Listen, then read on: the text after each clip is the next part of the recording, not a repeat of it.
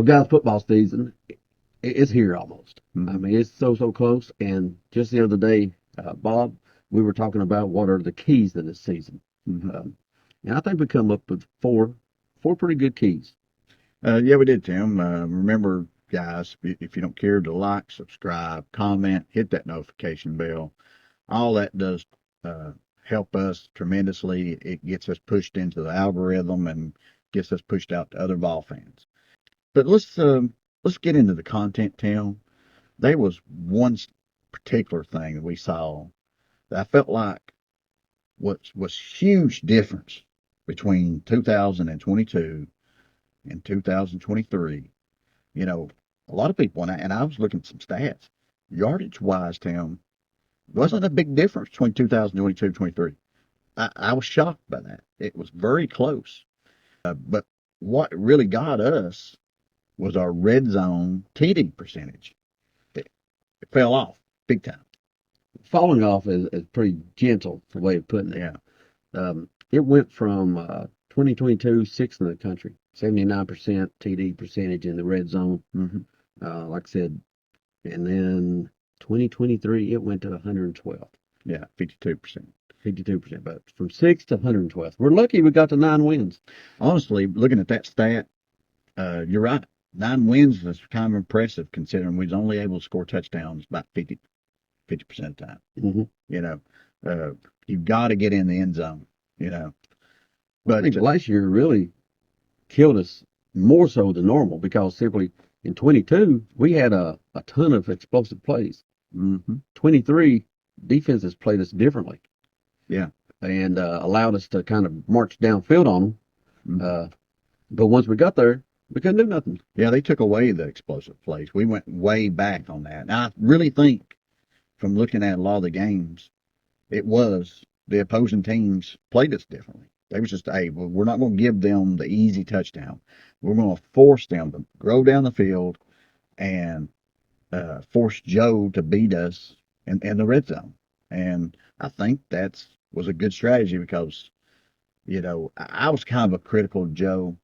He was certain things he did well, but I felt like his biggest drawback was he didn't process things fast enough.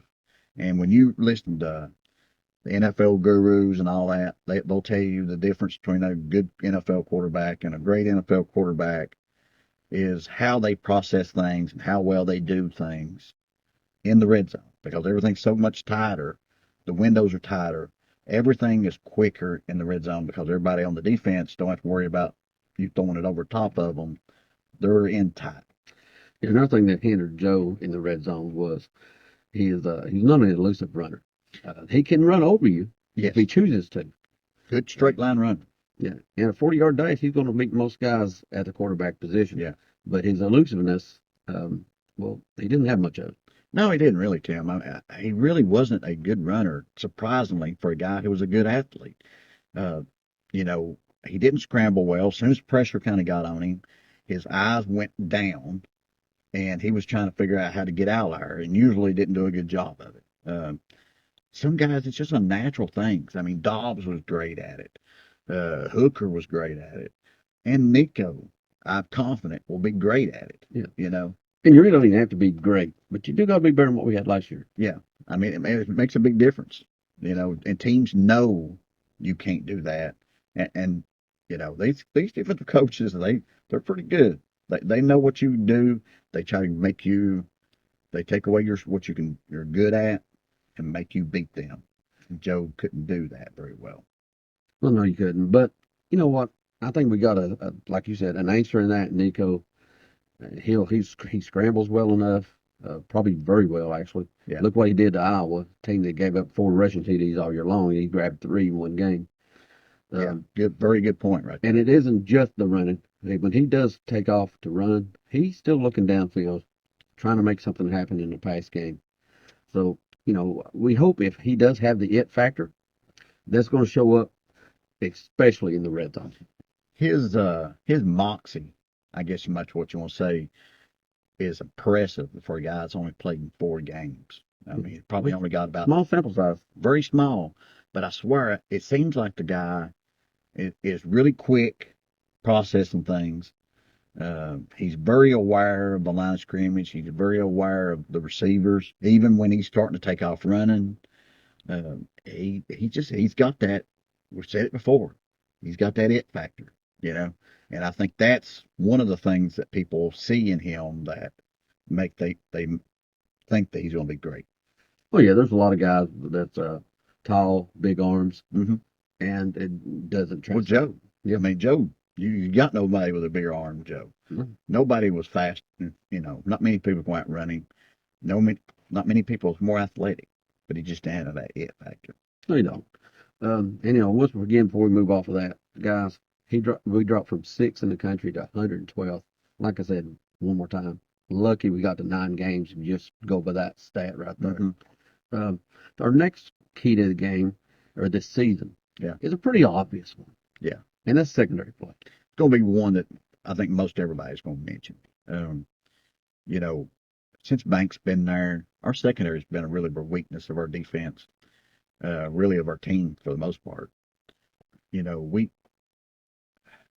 feel like, Tim, you know, if we could just have a good secondary, maybe even an average secondary, this team could be very good on the defensive side and not just be competent and But be a threat. not cost games.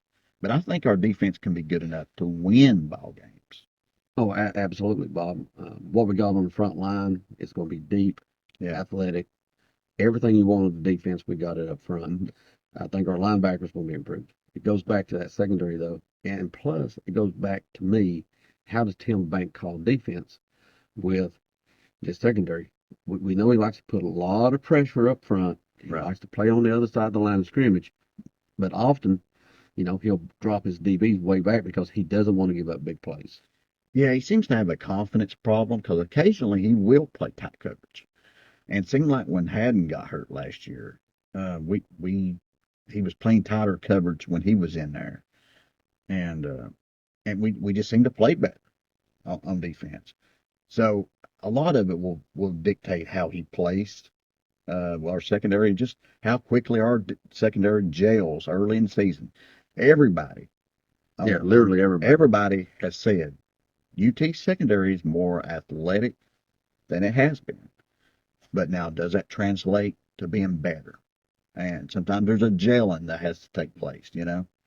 It is. I mean, you've got multiple parts, and they all have to have their own know where to be, do their own job, and as well as help out. So we'll see on that. If that secondary, let's say if it's the good to very good, then man, this defense is going to be great, and this season is going to be fantastic. But True. Third thing that we have for our keys, kind of a little odd one. it is, yeah. It is. It's something that's not even in Tennessee's hands for the most part, Bob. Yeah, it is, Tim. It's an odd one, but I think it has to be addressed. Uh, is penalties, man. Well, we saw what happened last year. It was incredible all year long. It seemed like, but half the season we went without the other team getting called for a live action penalty. Uh, to me, I would have told you it'd been impossible to happen. Yeah, I mean, when you're talking about live action, you're talking about offensive holding, you're talking about pass interference, blocks, Defense holding. face mask. I mean, you can't tell me we went 6 games, Tim, without getting a call at one of those. I mean, that's just mind blowing. We saw those plays. Yeah, We they were were jumping there. up and down. Yeah, they were there, but they wasn't a yellow flag on the It field. wasn't a calling. I mean, I don't understand what happened there. Pretty much the only thing that was getting called was offensive offsides. Yeah. And that's hard not to because when everybody It's pretty obvious. sees one person moving before the others. And I hate to whine about that stuff, but man, I've been watching. No, you don't. Yeah. Well, I mean, I love it. But I mean, I've been watching Tennessee football kind of religiously for about 40 years now.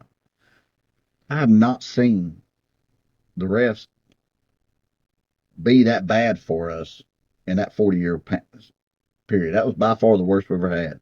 Hopefully, those guys will sit back and think during this offseason, boy, We screwed them ball fans over last year. We need to, make up for it this year. Yeah. Now, let me wake you up right now, Bob, because that's not going to happen. That's probably not.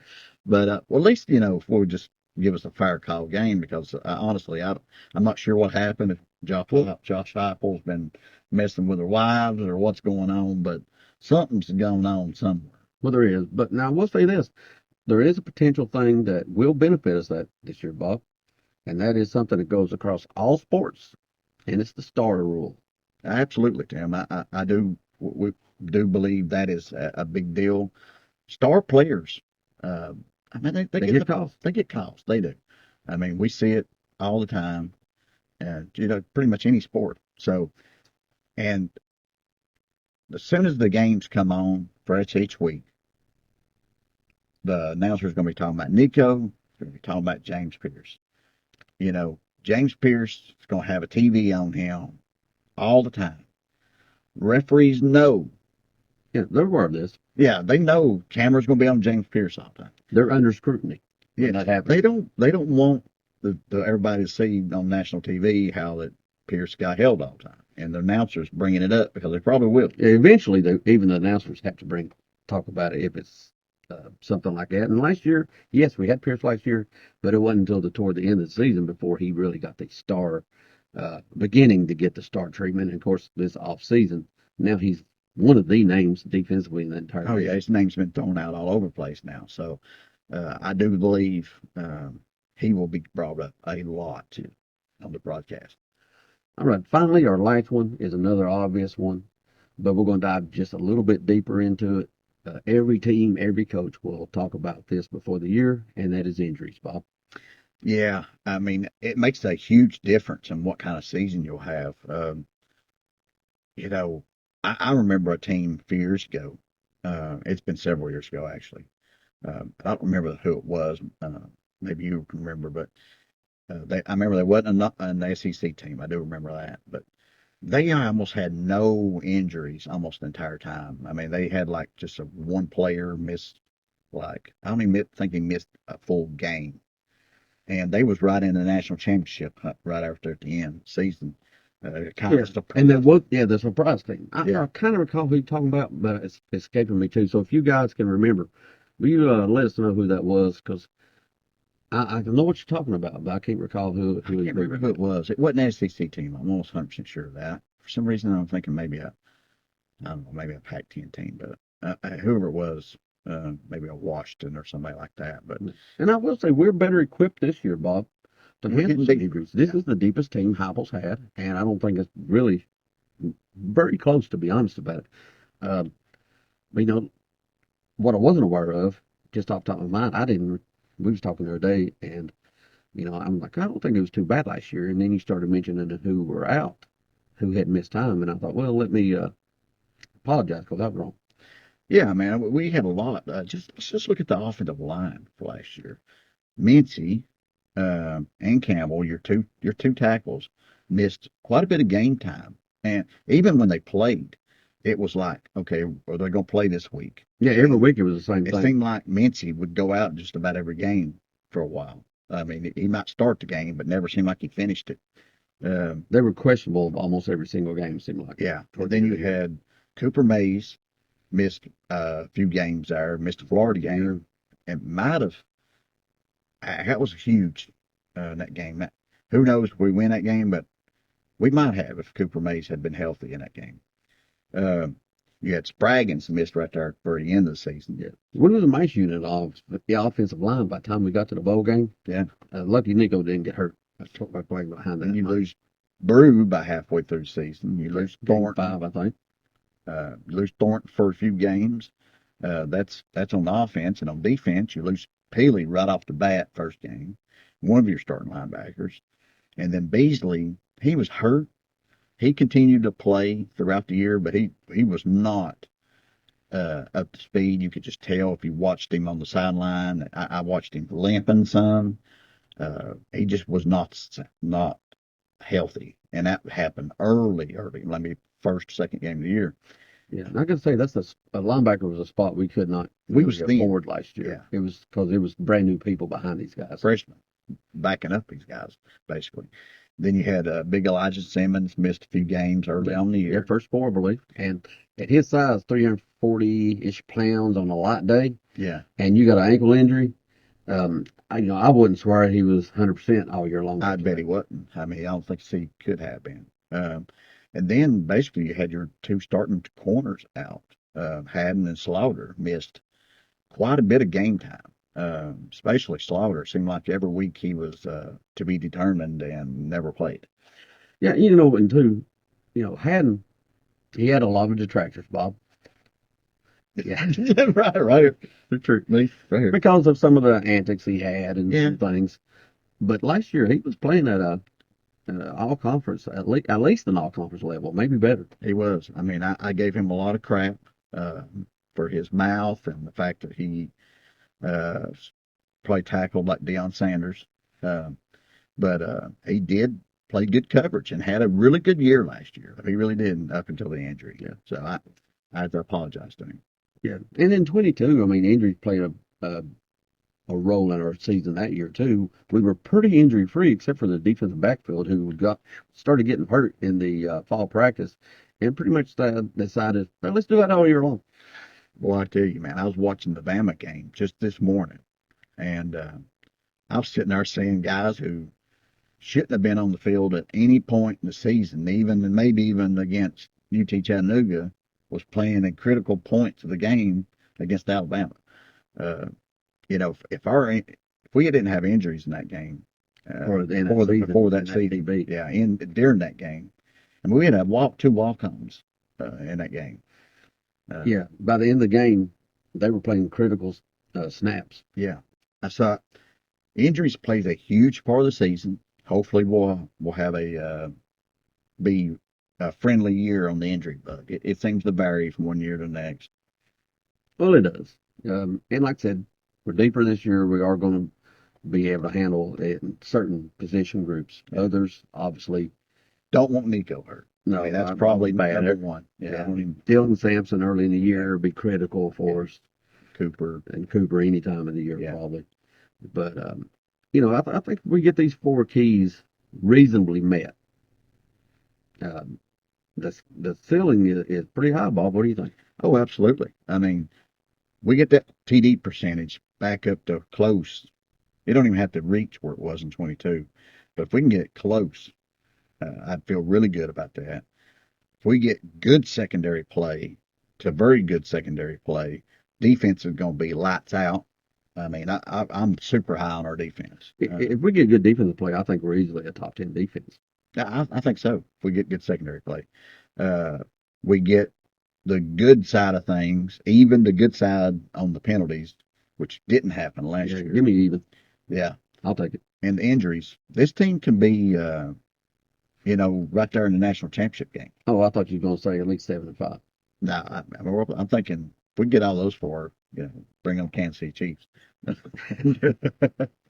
Well, before we get the Chiefs, let's just say, guys, thanks for hanging out with us for a few minutes today. Yeah.